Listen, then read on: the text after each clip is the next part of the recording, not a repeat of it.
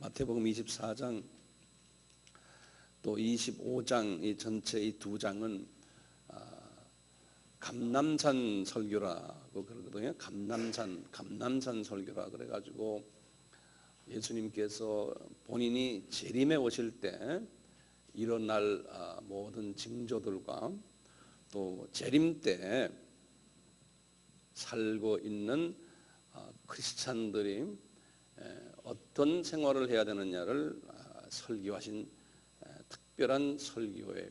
여기가요. 특히 이제 우리가 재림 때 살고 있는 크리스찬들이기 때문에 더 관심 있게 이 부분을 묵상할 필요가 있고요. 특히 주님께서 말씀하신 가운데 마지막에 무엇을 말씀하셨냐면 본인이 재림에 올 때 들림을 받는 사건이 있을 텐데 크리스찬들 중에서요, 다가 아니고요, 들림을 받는 사람들이 어떤 크리스찬들이 들림을 받나에 대해서 분명하게 7가지의 비유를 들면서 말씀하셨어요. 그래서 제가 이 시간에 오늘 그 부분을 좀 심도 있게 이야기할 필요가 있어서 그렇게 하려고 합니다. 그래서 그 부분을 잘 이제 염두에 두시고 우선 본문의 일부만 먼저 보겠습니다. 32절부터입니다. 32절부터 44절까지요. 무화과 나무의 비유를 배우라. 그 가지가 연하여지고 잎사귀를 내면 여름이 가까운 줄 아나니 이와 같이 너희도 이 모든 일을 보거든 인자가 가까이 곧 문 앞에 이른 줄 알라. 내가 진실로 너희에게 이르노니 이 세대가 지나가기 전에 이 일이 다 이루리라. 천지는 없어지겠으나 내 말은 없어지지 아니하리라. 그러나 그날과 그때는 아무도 모르나니 하늘의 천사들도 아들도 모르고 오직 아버지만 아시느니라. 그러면서 이제 이 들림 받는 사람들의 7가지 비유를 말씀하시면서 그 첫째 비유를 하시는 말씀을 좀 보세요. 첫째, 둘째, 셋째 비유까지를 여기서 이제 말씀하세요. 자, 37절부터입니다. 노아의 때와 같이 인자의 임함도 그러하리라. 홍수 전에 노아가 방주에 들어가던 날까지 사람들이 먹고 마시고 장가들고 시집가고 있으면서 홍수가 나서 저희를 다 멸하기까지 깨닫지 못하였으니 인자의 임함도 이와 같으니라. 그때 두 사람이 밭에 있음에 하나는 데려감을 당하고 하나는 버려둠을 당할 것이요. 두 여자가 매를 갈고 있음에 하나는 데려감을 당하고 하나는 버려둠을 당할 것이니라. 그러므로 깨어 있으라. 어느 날에 너희 주가 임할지 너희가 알지 못함이니라. 너희도 아는 바 만일 집주인이 도적이 어느 경점에 올 줄을 알았다면 깨어 있어 그 집을 뚫지 못하게 하였느니라. 이러므로 너희도 예비하고 있으라. 생각지 않은 때 인자가 오리라. 이 말씀과 이제 연계해서 제가 오늘은 그 기독론의 19번째 되는 재림주 예수님에 관한 말씀입니다. 예수님이 이렇게 초림을 하시군요.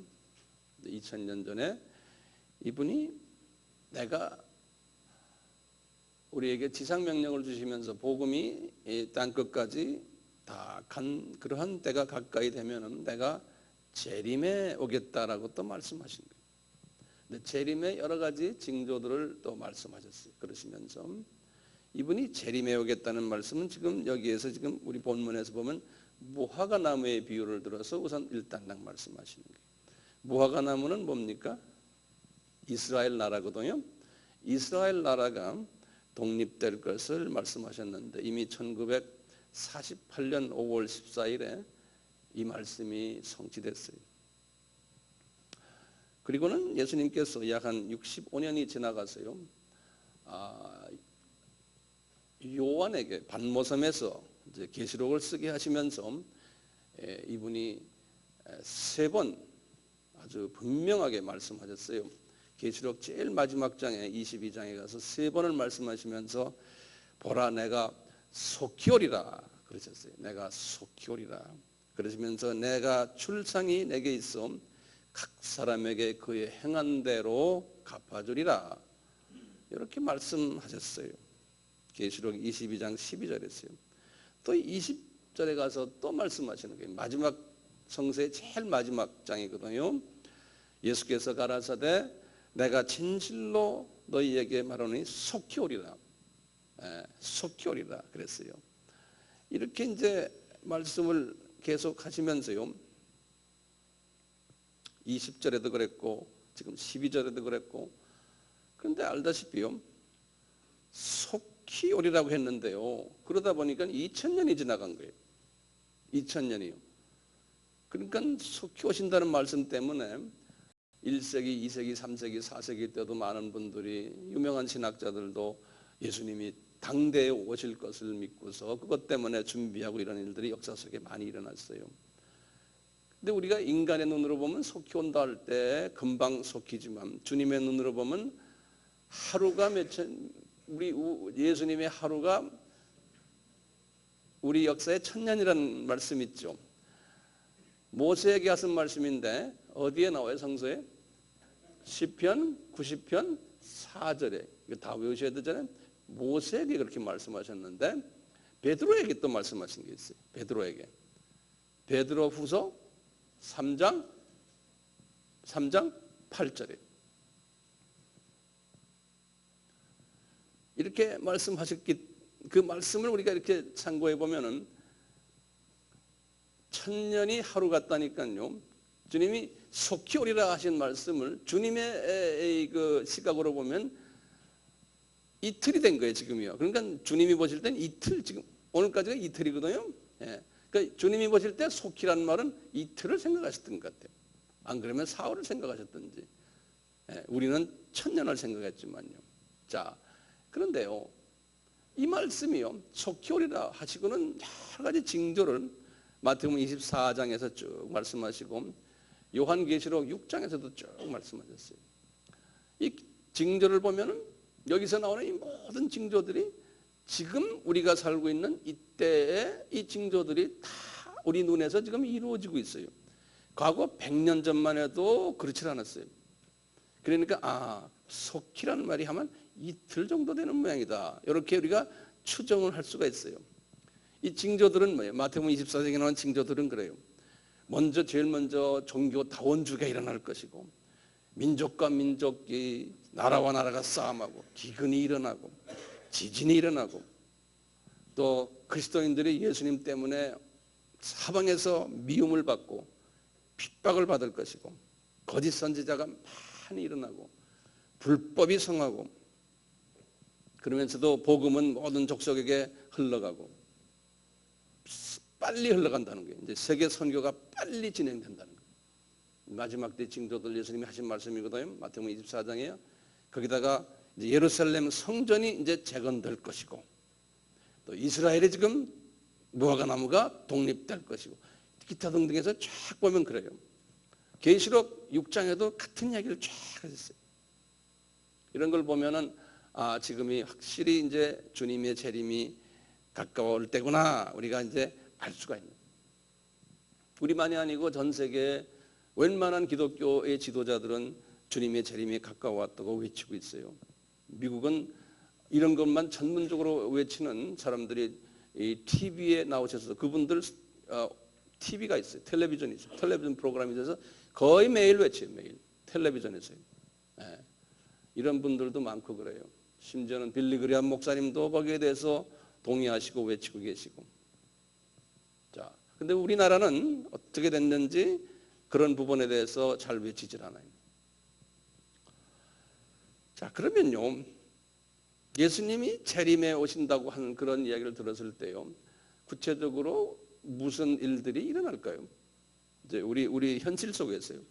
그걸 제가 이제 여러분들이 과거에도 말을 많이 했지만 우선 한번 정돈해 보면요. 예수님이 공중에 이렇게 딱 나타나시면은 그걸 뭐라고 그래요? 공중 재림이라고 그러죠. 그거를 원어로 뭐라고 그랬던가요? 파루시아라고 그래요. 공중에 재림이 나면은 이제 살아있는 크리스찬 중에 다가 아니고 일부가 들림을 받고, 또 과거에 죽었던 분들 중에 먼저 들림받고 그분들이 부활해서 올라가고, 또 살아있는 우리도 같이 들림받고, 이런 사건이 있고요. 그 다음에 7년 환란이 있는 거예요.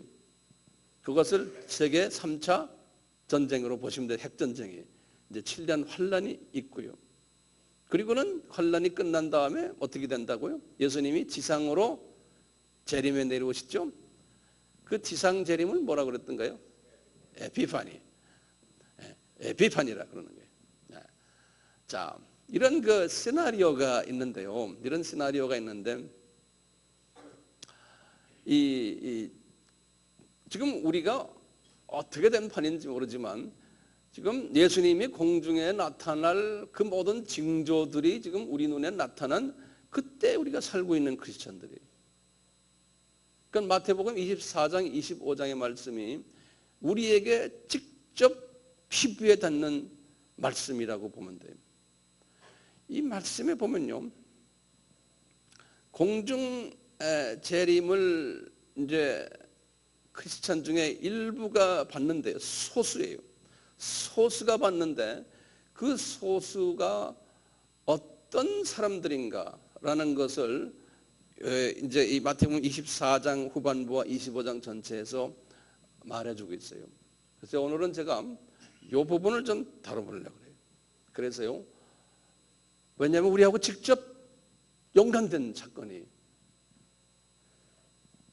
지금 나이가 60, 70 된 분들도 80 된 분들도 자기가 살아있을 때 주님이 온다고 믿고서 열심히 신앙생활하는 사람들도 계세요. 그러니까 젊은 사람들은 말할 것도 없는 거예요. 우리만이 아니에요.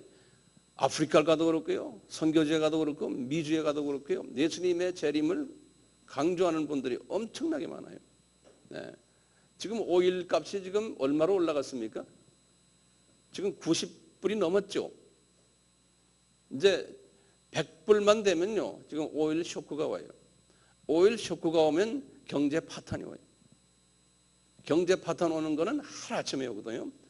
분명히 계시록 6장에 경제 파탄이 온다고 그랬어요. 네. 경제 파탄이요. 뭐 잠깐만 미국에서 뭐가 하나만 잘못되면 경제 파탄이 오게 돼. 전 세계가 이제 오게 돼 있어요. 얼마 전에 그런 일도 한 번 있었잖아요. 자, 그러면 7가지의 그 들림 사건의 특색이 있어요. 예수님께서 예언하신 말씀, 예수님이 말씀이니까 뭐 틀림없는 말씀이죠.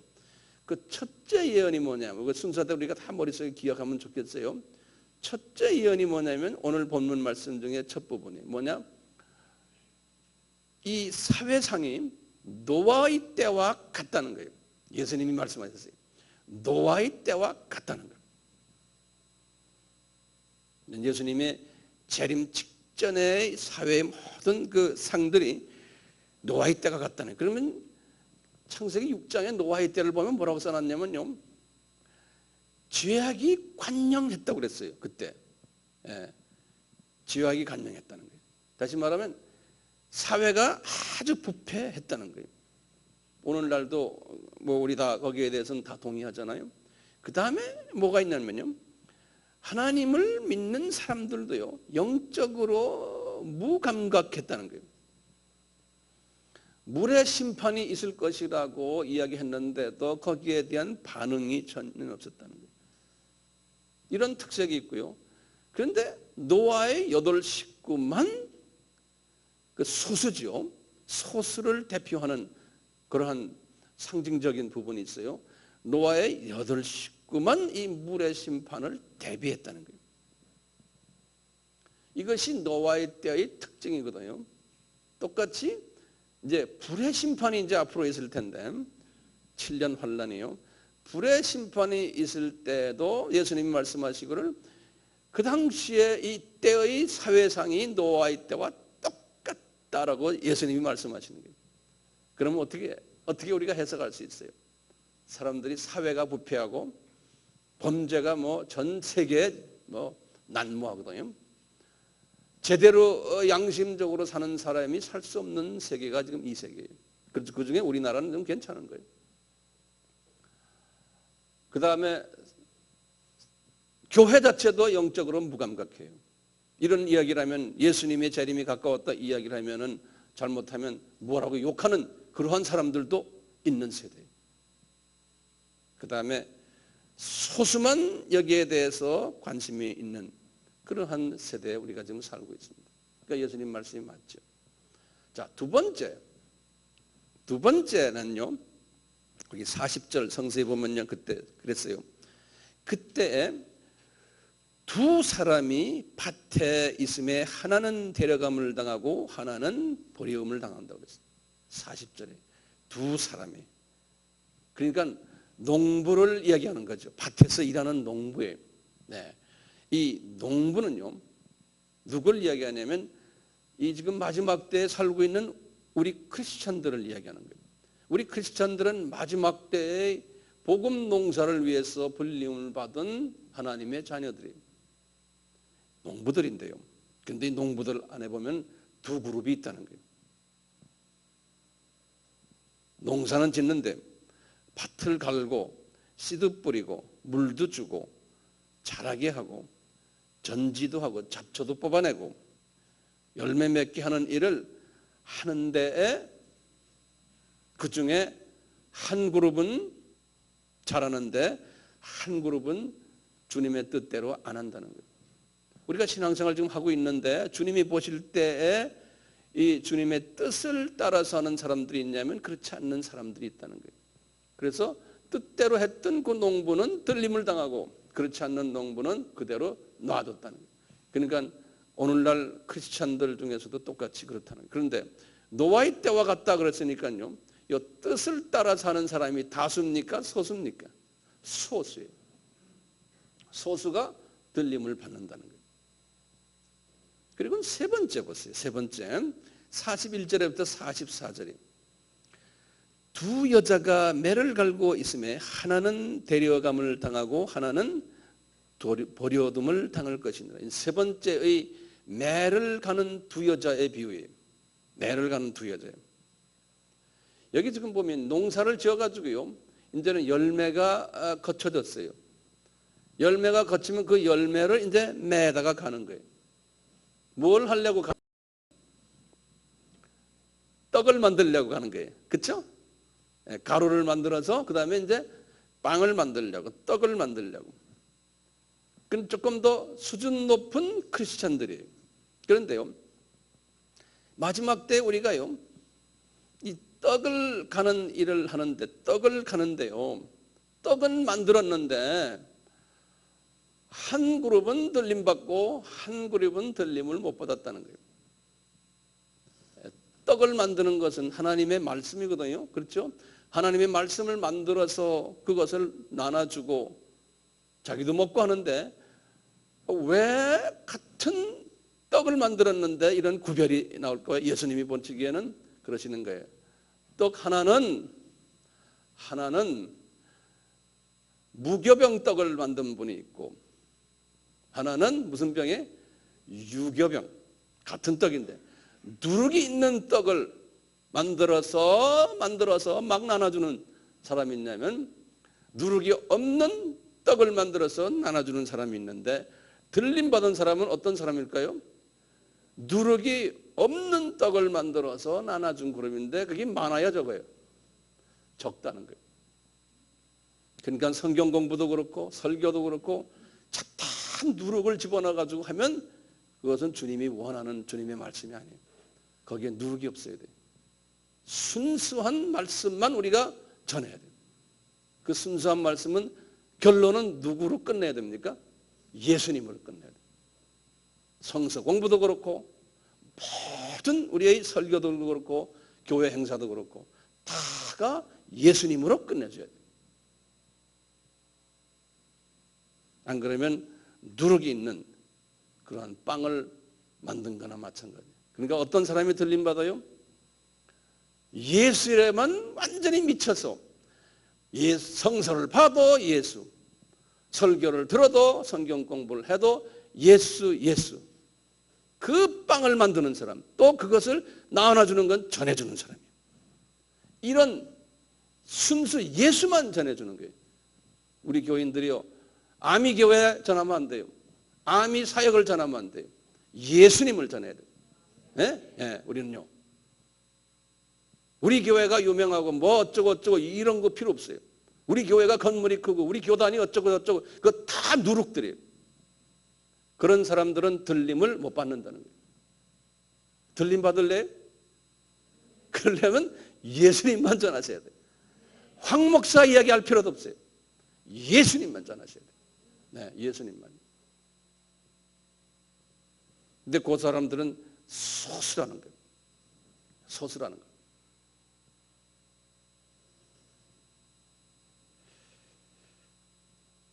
예수님께서 베드로에게 하신 말씀 중에 청지기의 비유를 드셨는데요. 그 청지기의 비유도 보면 그래요. 주인의 뜻을 알고 예배치 아니하고 그 뜻대로 행치 아니한 종은 많이 매를 맞을 것이요 그랬어요. 그런데요, 어떤 분은 주인의 뜻을 모르고 맞을 일을 한 종은 매를 조금 맞는다는 거예요. 여기 보면 누가복음 12장 41절에서 48절에 그런 말씀하셨어요. 왜냐하면 지혜 있고 진실한 청지기가 되라는 거예요. 우리가 많은 일들을, 주님의 일들을 하지만요, 주님의 일들을 할 때 초점이 뚜렷해야 되는 거예요.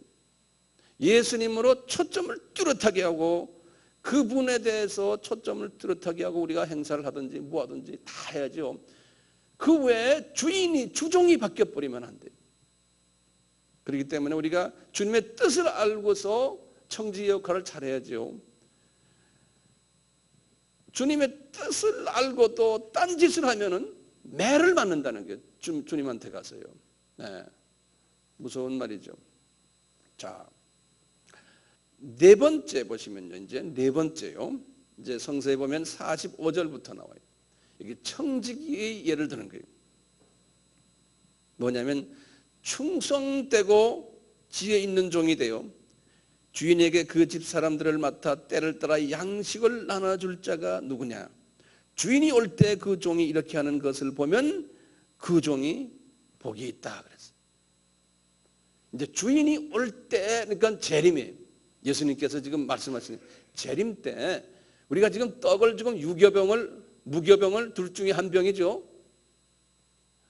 근데 우리는 무교병을 가져다가 많은 사람에게 나눠주는 사람, 그 사람이 복이 있다는 거예요. 예, 그 사람이에요. 우리가 나눠준다 그러면 우리가요, 그냥 내 민족, 내 동네 분들 여기만 생각하거든요. 그건 주님의 마음이 아니잖아요. 이방 사람이 더 많잖아요. 그러니까 우리가 선교하는 이유는 그래서 선교하는 거예요. 근데 나눠주는데 우리 그리고 이방 사람들에게 나눠주는데 무엇을 나눠줘야 돼요? 유교병, 무교병. 무교병을 나눠줘야 되는 거예요. 그렇기 때문에 여러분들 직접 나가지는 않지만 기도를 저희 동역자가 돼서 주님, 우리 황 목사님이 이방 사람들에게 복음을 전할 때 유교병을 전하지 않고 무교병을 전하도록 지혜를 주십시오 라고 그 말만 가끔가다 한 번씩만 해도 여러분들은 선교사예요. 주님이 원하는 선교사들이에요. 우리 황 목사님이 가서 딴 헛짓하고 오지 않게 아주 그냥 철저하게 무교병만 전하고 오도록 하십시오. 그렇게만 기도해 주세요. 네, 그렇게만요. 자, 이 말씀을 하신 다음에요. 지금 예화를 몇 개 들었어요. 노아의 때, 그 다음에 두 번째 밭에서 일하는 분, 그 다음 세 번째 맷돌, 그 다음에 지혜롭고 충성된 종, 청지기. 그렇죠? 다섯 번째가 25장으로 들어가요. 열처녀의 비유예요. 열처녀.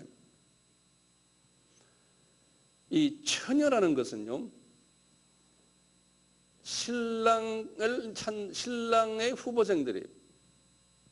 그래서 여기서 구체적으로 그러는 게 이제는 공중 혼인잔치에 올라가는 처녀들을 이야기하는 거예요. 주님께서 구체적으로 지금 이야기하시는 거예요. 들림 받는 사람들이 누구냐? 크리스찬들은 다 처녀들이에요.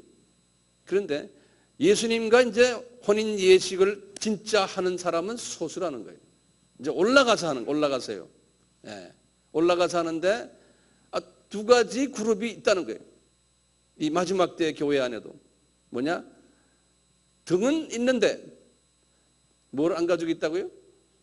기름을 준비하지 아니한 처녀들이 있다는 거예요. 그래서 기름을 준비한 처녀들만 혼인 예식에 올라가서 예수님과 혼인 잔치를 한다는 얘기예요. 이 두 처녀들의 공통점이 있어요. 공통점이 뭐냐면요, 신부가 될 수 있는 후보생들이에요. 두 처녀가. 모든 크리스천들은. 자, 그런데 또 공통점이 뭐냐면요, 이들이 다 등을 가지고 있어요. 등은 다 가지고 있어요. 등의 목적이 뭡니까? 등은 어두움을 비치는 역할을 하죠. 그렇죠? 길을 밝히는 역할을 해주는. 그러니까 우리 크리스천들은 그 등을 다 가지고 있어요. 근데 거기에 차이점은 기름을 준비하지 않았다는 거예요. 다시 한번 제가 여쭤볼게요. 등의 역할이 뭡니까? 등불의 역할이 뭐예요? 등불. 등불은 어두움을 비치는 거예요. 어두움을 쫓아내는, 그 사탄의 세력을 쫓아내는 역할을 하는 그러한 역할을 첫째, 등불이요. 등불이. 기름이 있으면 불이 되잖아요. 그러니까 등불의 역할이에요. 또 두 번째는요, 길 잃은 자들을, 길을 밝혀주는, 앞 못 보는 사람들에게 앞을 보게 하는. 세 번째는요, 등불이 있으면 삶이 윤택해지죠. 자, 이런 부분에서요, 과연 그러면 이 등불은 무엇을 의미하는가? 성서에 보면은요, 다윗에게 하신 말씀이 있어요. 시편 119편 105절에, 시편 119편 105절에 하신 말씀이 있어요. 다윗에게 하신 말씀인데, 주님의 말씀은 내 발의 등이요 내 길의 빛이니라 그랬어요. 다시 해요. 주님의 말씀은 내 발의 등이요, 그 다음에 내 길의 빛이니라. 그러면 이 등불이 뭐라는 소리입니까? 예수님의 말씀이요. 이 등불이 예수님의 말씀이에요. 등불이. 그런데요, 등불에 기름이 있잖아요. 기름이요. 이 기름을 아무 기름이나 쓰면 안 돼요. 이 등불이 제대로 등불이 되려면 기름이 필요한데, 그래서 구약에서요, 이 성막에서 쓰는 등불 기름을 아주 정확하게 제시를 해줬어요. 출애굽기 27장 20절에. 출애굽기 27장 20절에요. 또 너는 이스라엘 자손에게 명하라, 모세에게 말씀하시니 감나무로 찍어낸 순결한 기름을 등불로 하여 내게로 가져오고 이 불을 끄지 못하게 해라. 성전 안에 등 있죠? 등불이 뭐냐면 무슨 기름으로 되어 있어요? 여기 지금 보면요, 순전한 무슨 기름이요? 감람유예요.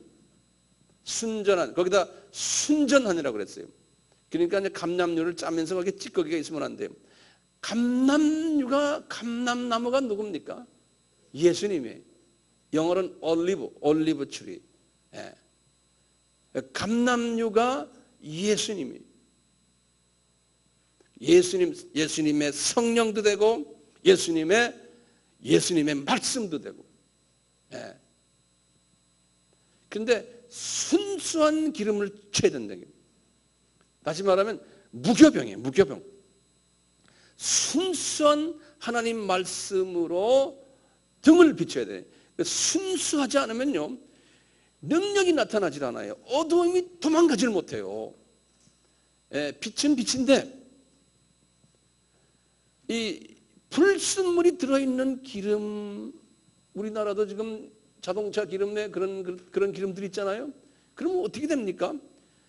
우선 불순물이 들어있는 기름은요, 등이 손상을 받아요. 그렇죠? 등이 손상을 받아요. 두 번째 뭐예요? 순수치 못하니까 연소가 잘 안 되니까 어떻게 됩니까? 검은 연기가 나와요. 검은 연기가. 그 성서가 연기를 차버려요. 이 말씀이 순수하지 않으면요, 이 교계가, 영계가 어두워지고 세속화되고 혼란스럽게 되고요, 공기 오염이 심하게 돼요. 말씀이 순수치 못합니다. 그렇기 때문에 어두움을 쫓아내지 못하고요, 길을 밝혀주지 못하고, 그 빛을 받은 사람들이 희미하니까 혼돈스럽게 되고, 삶이 윤택지 못하고, 삶에 대한 자신도 없고, 삶에 대한 풍성함이 없는 거예요. 왜냐하면 이게 어두운 빛이 오기 때문에. 어두운 빛이, 등불은 등불인데 어두운, 이런 여자들은 들림을 못 받는다는 거예요. 등은 가지고 있는데 불을 킨 사람도 있지만 또 불도 켜지 않는 두 가지의 사람이 있어요. 그런데요, 불을 켜지 않는 사람도 들림 못 받고, 그 다음에 기름은 있지만 그 기름이 불순 기름을 가지고 하면은 또 들림 못 받는다는 거예요. 깨끗한 불순물이 없는 걸로 등을 만들어야 된다.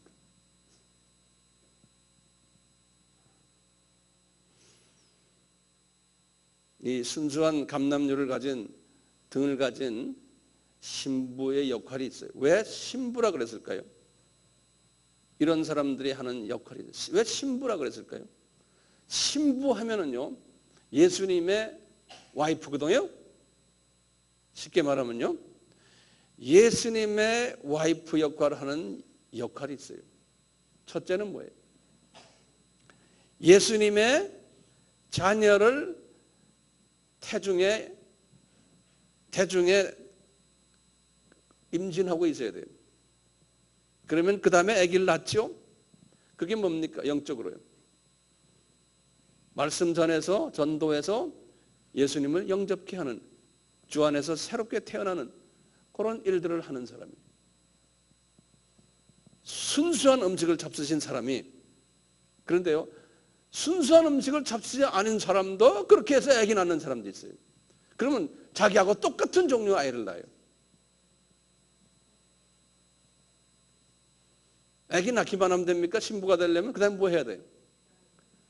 전 먹여야 되잖아요. 전 먹여야 되고, 나중에 밥도 떠먹여야 되고, 나중에 그 다음엔 학교도 보내야 되고, 말씀 먹이고 가르치고 제자 훈련시키고, 또 나중에 돌봐야 되고 보호해 줘야 되고, 그러다가 나이가 차면 뭐 해야 됩니까? 시집 보내야 돼요. 그렇죠? 그게 어머니 역할 아니에요. 시집 보내갖고 어떻게 해야 됩니까? 또 아이를 낳아야 돼요. 그러니까 예수님의 아이들을 또 낳아줘야 되는 거예요. 거기까지 가는 거예요. 그러니까 전도와 뭡니까? 선교까지 가져야 되는 거예요. 그래서 많은 예수님을 사랑하는 아이들, 순수한 예수님을 닮아가는 아이들을 낳게 해주는 여자가 순수한 기름을 가지고, 등을 가지고 기름을 가지고 남편을 기다리는 분들, 그런 분들이 들림을 받는다. 그런데 이 불순한 음식을 먹이면서 키운 자녀들은 성인병 걸리고요, 자녀들이 시각장애자들도 나오고 청각장애자들도 나오고 신체 불구자들도 있고 그래요. 그러니까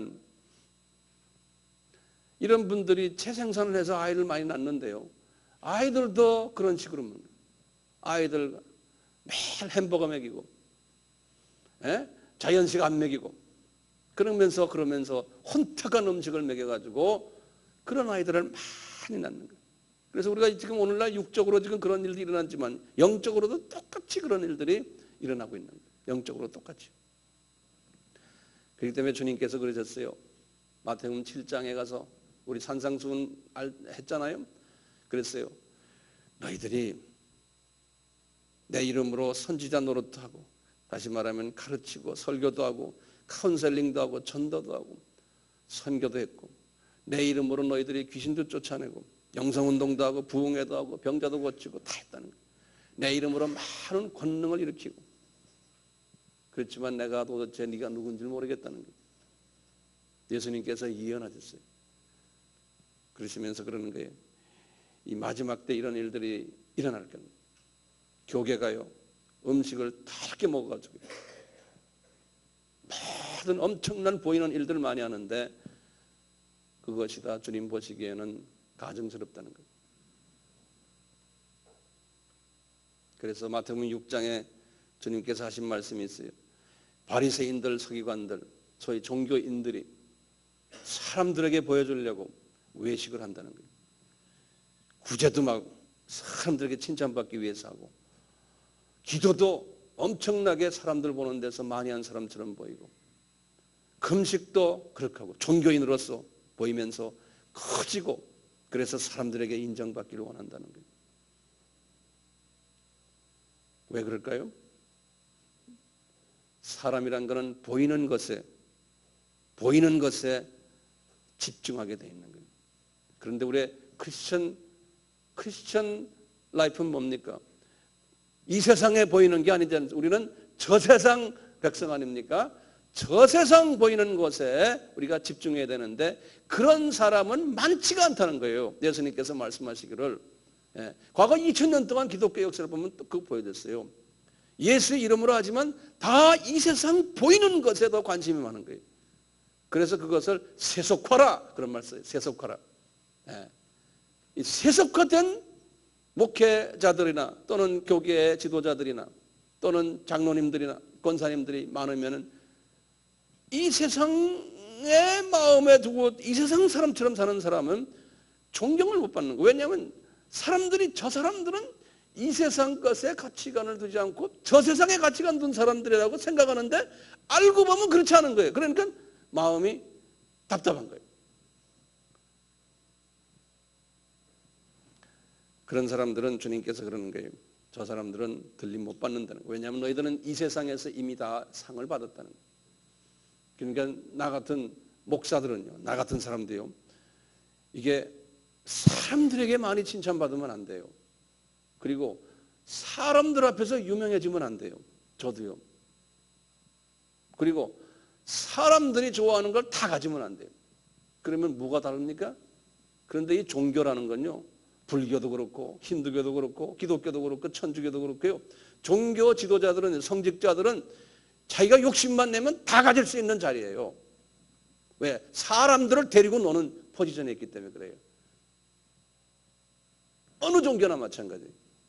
종교 지도자가 유명해지면요, 사람들을 데리고 놀아요. 어떻게 보면 좀 속된 말로 공갈도 치거든. 너 이놈아, 그러면 부처님께 혼나. 너 이놈아, 그러면 너 예수님께 혼나. 내가 너를 저주해 버릴 거야. 이러면 겁이 나서 그냥. 그런 포지션에 있는 사람은 나같이 가운 입고 있는 사람들이요, 이게 무서운 사람들입니다.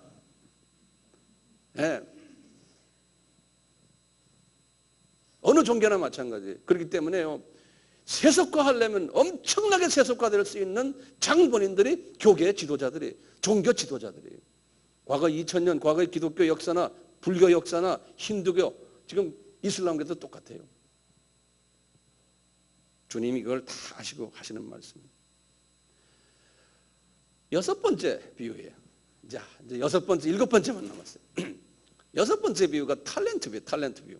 10달란트. 10달란트 비유.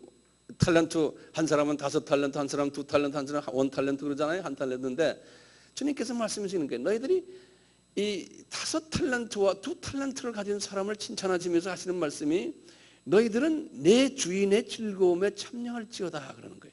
다시 말하면 공중 혼인잔치에 너희들은 참여할지어다 그러는 거예요. 왜냐하면 이분들은 뭐였냐면 순수한 감남류를 가지고서요 채생산을 많이 한 사람들이에요. 네. 그래서 주님께서 이 사람들은 그렇게 될 거라는 거예요. 그리고는 7번째 이제 양과 염소의 비유를 드시면서 이분이 이 공중에 이분이 나타나실 때 하늘에서 이분의 보좌가 내려오거든요. 쫙 내려오거든요. 내려와서 이제 우리 눈에 보이는 저 공중에 이제 쫙 이분이 계실 거예요. 근데 그것을 이분이 말씀하시면서 크리스찬이 2가지 크리스찬이 있다는 거예요. 양 같은 크리스찬이 있냐면 염소 같은 크리스찬이 있다는 거예요. 그러시면서 이분이 그러는 거예요. 양 같은 크리스찬 보고 하는 소리가요. 얘들아 너희들이 내가 줄일 때 먹을 것을 주었고 목마를 때 마시게 했고 나그네 되었을 때 영접하였고 내가 벗었을 때 옷 입혔고 병들었을 때 돌아보았고 옥에 갇혔을 때 와서 보았느니라 이런 말씀을 하시는 거예요. 그러니까 이분들이 그러는 거예요. 우리가 이런 거 한 일이 없습니다. 그러니까 네가 했다 그러는 거예요. 뭐냐? 조그만 소자들이 이런 상황에 있을 때 너희들이 도와준 그 자체가 한 거라는 거예요. 그러면 이제 요 문장만 딱 보면요, 요것을 이제 저희 비영적으로 보는 사람들은요, 저희 사회 복지를 위해서요 이렇게 할 수 있잖아요. 지금 이 사회 복지 이것도 필요해요. 그렇지만 영적인 의미에서 그런 거예요. 지금 바깥에 주님 앞에 우리가 선택받은 하나님의 자녀들이지만 아직도 크리스찬이 안 된 자녀들이 있다는 거예요. 그런 사람들을 성령님께서 주님께서 뭐라 말씀하시냐면 영적으로 줄여 있다는 거예요. 영적으로 목말라 있다는 거예요.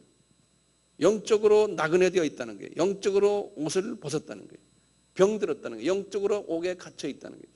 그런 사람들에게 그리스도의 메시지를 전해주는 그 일을 하는 사람을 가지고 말할 때 너희들은 양이다 그러는 거예요.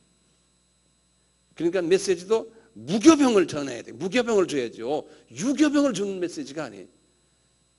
그래서 순수한 주님의 말씀을 전해줘서 이분들이 새 삶을 이제 영위하게 되고 하늘나라의 생명책의 이름이 기억되게 하는 이 일들을 한 사람들 보고 너희들은 양이다. 그런데 염소들 보고 너희들은 이걸 안 했다는 거예요. 그래서 너희들은 이 공중잔치에 오지 말아라 그러는 거예요. 예. 그러니까 지금 들림받는 사람들은 알고 보면 어떤 사람들이에요? 이제 뭐 결론 다 됐죠? 네. 그래서 나중에 계시록에서요 요한에게 미리 주후 95년인데요 미리 요한에게 공중 혼인잔치의 장면을 보여줬어요. 미리 보여줬어요. 앞으로 일어날 계시록 19장에 보시면 19장에 이제 쭉 보다가 이제 7절 9절에 보면 이런 말이 있어요. 이분이 미리 봤는데 공중 혼인잔치 장면을 딱 보면서 그런 게 내가 보니까 어린 양의 혼인 기약이 이르렀고 그 아내가 예비되었는데 그에게 허락하사 아내에게 허락하서 아내가 입는 세마포가 뭐냐면 빛나고 깨끗한 세마포를 입고 있는 모습을 딱 본 거예요. 그러면서 천사가 말하기를 요한아 기록해라. 혼인잔치에 청함을 받은 자들이 복이 있는 자들이라 하시면서 이것은 참된 하나님의 말씀이라는 거예요. 대단히 복이 있는 사람들이랑 이 사람들이 왜 그러냐? 이분들은 우선 핵전쟁을 피하는 사람들이에요. 느낌이 옵니까? 그러니까 앞으로 이제 핵전쟁이 일어날 텐데 그거 겁 없는 거예요. 왜요? 우리는 들림받기 때문에. 이 소망이 있어야 되잖아요. 아버지 어머니들이요. 아버지 어머니가 이런 불의에 들어가시면 아이들도 아마 따라 올라갈지도 몰라요. 아마야, 아마. 나도 모르겠어요.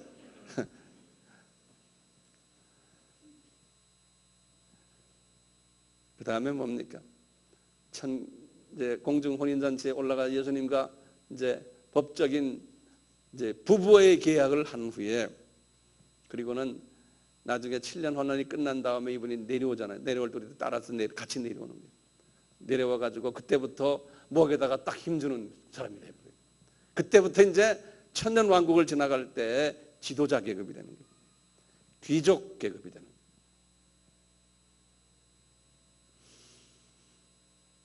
주님께서 그것뿐입니까? 나중에 이제 천년 왕국이 끝나고 영원 세계에 들어가서도 지도자 계급이 되는 거예요. 그래서 많은 별들을, 별의 세계, 별들을 지배하는, 땅을 유업으로 받는 자들이 될 거예요. 얼마나 기가 막힌 주님의 약속이십니까? 저는 이 생각하면요, 이 세상 빨리 떠나고 싶어요. 주님 좀 빨리 오십시오. 빨리 주님이 오시길 바라요. 근데 주님이 빨리 오시는 과정 속에 우리가 할 일이 있어요. 우리가 할 일이 뭐냐면, 복음이 모든 족속에 전파되니 그제서야 끝이 오리라는 주님의 말씀이 마태복음 24장 14절이거든요. 그 말씀은 우리가 해야 되는 거예요. 다른 모든 사회적인, 정치적인, 경제적인 일들은 주님이 지금 움직이고 계시고, 우리가 할 일은 미전도 족속에게 복음 전하는 일을 우리가 해야 됩니다. 그래서 지금 우리가 이렇게 모였잖아요. 자, 결론적인 말 한마디만 하고 끝내겠어요. 7가지의 특징 기억나십니까? 한번 같이 한번 외워볼까요? 처음에요, 노아의 때와 같다. 그 다음에 두 번째요, 밭에서 일하는 두 사람 농부. 그 다음에 세 번째, 매를 가는 것. 그 다음에 충성된 지혜로운 청지기. 그 다음에 열처녀. 그 다음에 6번째, 탤런트. 그 다음에 7번째, 양과 염소예요. 자, 주님이 분명히 말씀하셨죠. 노아의 때와 같다고. 또 그리고 여러 가지 마지막 때의 징조의 말씀을 하셨어요. 그것은 지금 우리가 살고 있는 이 세대의 증거로 지금 보여주고 있는 거예요. 주님이 하신 말씀이 너희들 깨어 있으라. 21세기의 마지막 때의 크리스찬들을 보고 하시는 말씀이, 예언적인 말씀이 너희들은 깨어 있으라. 깨어 있으라. 그냥 듣고만 있고 그러고는 또 잊어버리시면은 들림 받는 대열에 들어갈 수가 없을 수도 있어요.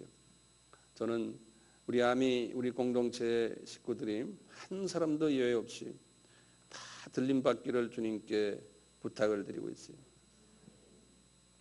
그러기 위해서는 저는 여러분들에게 순수한 무교병 말씀만 전해줘야 되고, 예수님의 순수한 신부로서 여러분들이 충성되고 지혜 있는 청지기가 되도록 제가 도와줘야 되고, 그리고는 이 빛을 자민족만이 아니고 타민족에게도 비치도록 길을 인도해주는 일을 제가 해야 돼요. 그러면 우리 모두가 다 주님이 말씀하신 우리 주인의 즐거움에 참여하는 복받는 자가 되지 않을까요? 네? 이제 우리는 그렇게 되면은 올라가서 재림의 주 되시는 예수님과 얼굴과 얼굴을 맞대고 껴안고 같이 이야기하며, 주님이 충성되고 지혜로운 종아 잘했다라고 하면서 내가 예비한 상급을 또 주고 내가 많은 땅들을 너에게 줄 테니, 많은 백성들을 너에게 줄 테니 다스려라. 이렇게 된다면 얼마나 좋을까요? 아마 그렇게 될 거예요. 우리 아미 형제 자매들은 이렇게 될 거예요. 그러니까 오늘 이 말씀 꼭 기억하시고 그렇게 될 것을 믿고 또 우리 이 일을 위해서 정진합시다. 우리 같이 기도드리겠습니다. 각자가 주님 앞에 그 7가지를 생각하시면서 여기 지금 계신 예수님께 대화해 주시기를 바랍니다.